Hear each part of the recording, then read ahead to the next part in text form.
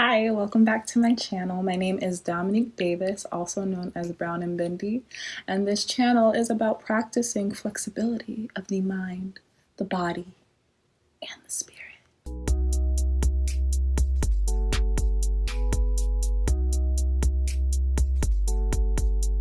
Today we're talking about emotion. It's very important to understand that there are very few things that we are in control of within our life experience. And it's easy to feel like a victim, and it's easy to feel powerless. So it's important to remember that the one thing that we control, and no one else could control this even if they tried, are our emotions. Emotions are a really good way to figure out where we are in life and to figure out how we feel about specific situations. Emotions are also a really good indicator of whether we're experiencing contrast or an experience outside of the realm of what we want. In terms of law of attraction, our emotions indicate how high or how low our vibration is. I can use the example of being in traffic and somebody cuts you off and it's real close, like they almost hit your car. You got to slam on brakes so that they can switch lanes and so that they can get where they want to get. The lowest vibration that you can get from this incident would be anger, rage. Anger and rage, we can pretty much just say that would be the lowest. So that would mean that your reaction to that situation would be to follow this person, to try to speed up so that you're going the same speed as them, and to try to cut them off so you can feel like you got some type of revenge. If you want to vibrate a little bit higher in that situation, that would kind of just be like letting that person cut you off and then just sitting there in traffic and thinking about it. Like, who does that person think they are? Where do they have to be?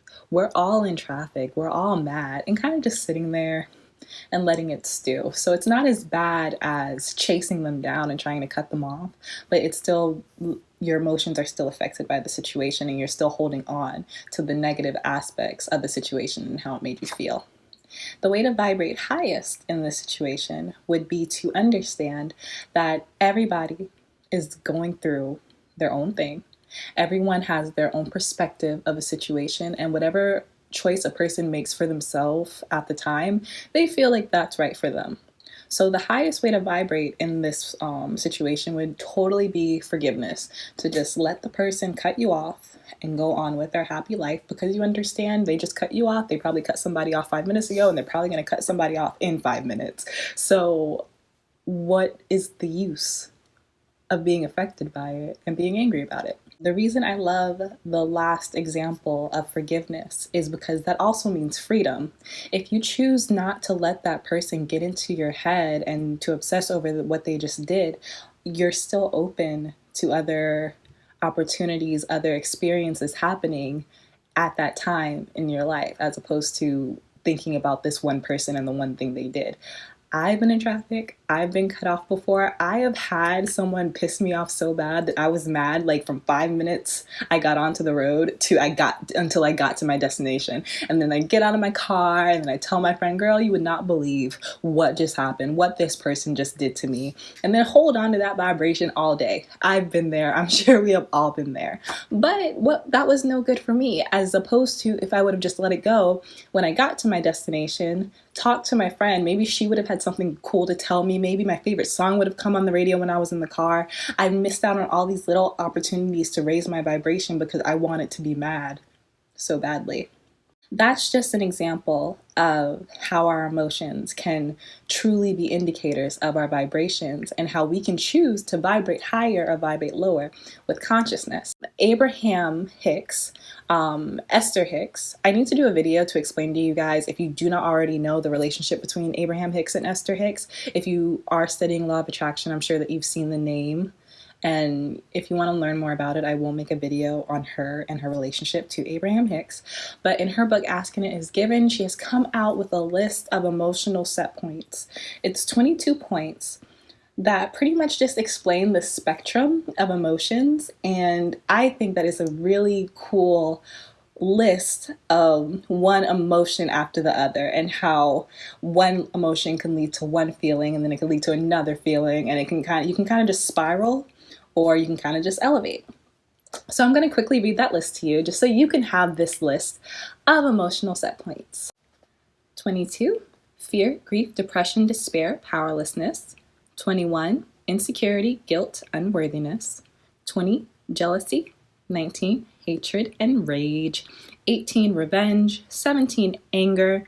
16, discouragement. 15, blame. 14, worry. 13, doubt.